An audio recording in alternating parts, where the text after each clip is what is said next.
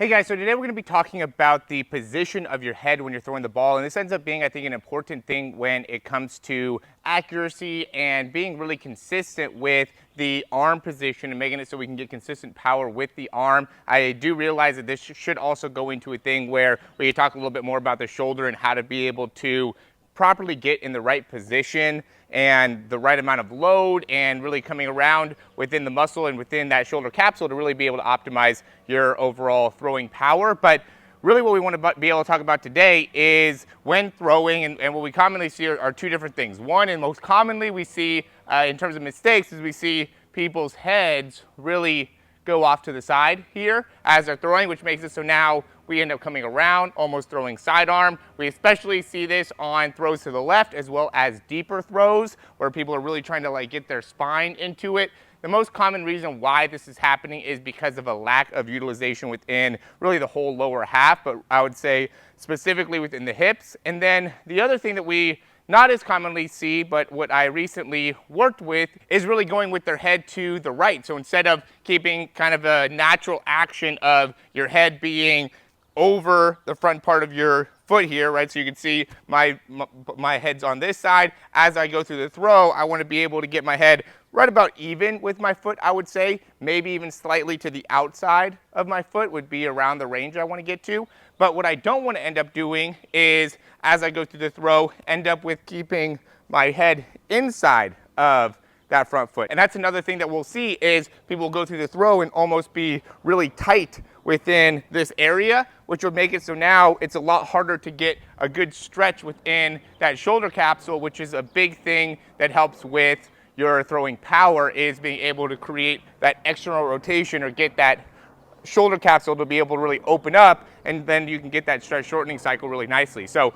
I'm going to show a couple examples of what it should look like when we're going through the throw in terms of head position. I'm going to throw a couple times, and then I'm also going to show some examples of what we don't want to be doing as you're going through the throw.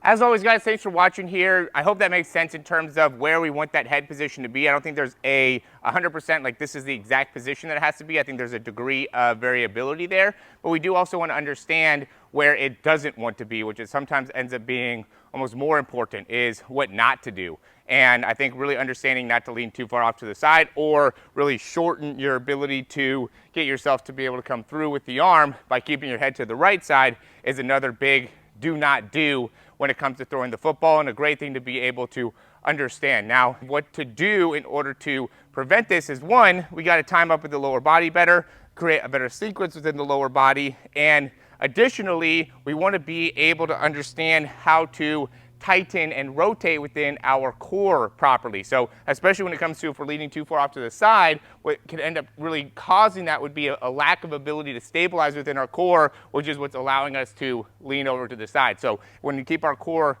more engaged, more active, will help us to be able to rotate within the core, which is a big part of throwing the football. Obviously, we want to be able to create rotation here instead of side bending. So really it ends up going a lot into how well are we utilizing our hips, how well are we utilizing our core to be able to understand what is proper head position.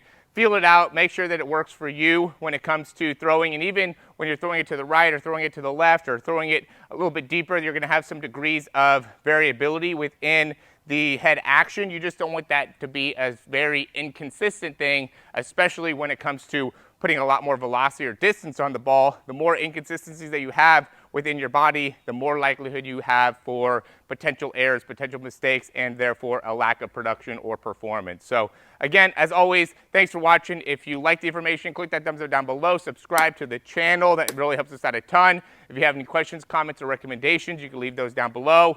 Check out some of the things we have in the program or in the description to our program, our throw program. We have not only the Throw 60 program, but really have tried to advance that the best that we can to get specific into really give you an idea of how to be able to improve as a quarterback when it comes to understanding all the parts of being a quarterback, which is the ability to improve your range of motion within the shoulder, some of the strength within the shoulder, balance, core strength, just overall body mechanics, overall body awareness, how to be able to get specific into certain areas within your throwing performance. That's a big thing that I really focus on. Obviously, making a video about head position gives you an idea of how in detail we're trying to get within our program to make it so we can give you the exact specific things that you need to be able to work on in order to improve within your throw. So again, thanks for watching. Like, subscribe, talk to you soon.